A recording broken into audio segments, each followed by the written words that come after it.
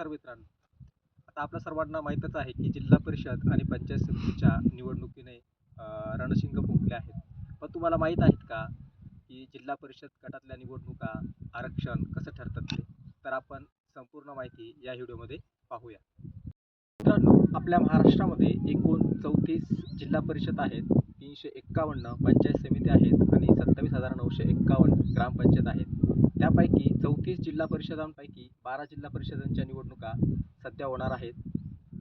तसेच 351 पंचायत समितीपैकी 125 पंचायत समितीच्या निवडणुकासुद्धा होणार आहेत.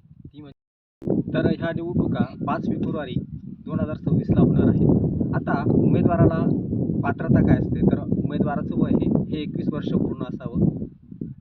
तसेच उमेदवाराला उभं राहण्यासाठी जर जिल्हा परिषदसाठी उभा राहत असेल तर तो त्या गटात उभं राहणार आहे, त्या गटातील मतदार यादीमध्ये त्या उमेदवाराचं नाव असावं.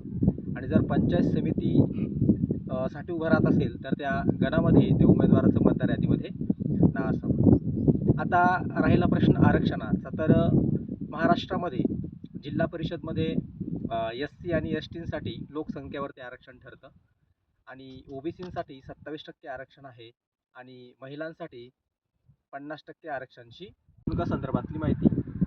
ही माहिती तुम्हाला कशी वाटली नक्कीच आम्हाला कमेंट्स बॉक्समध्ये कळवा आणि आवडल्यास नक्की शेअर करा. आमच्या चॅनल लाईक आणि सबस्क्राईब करायला विसरू नका.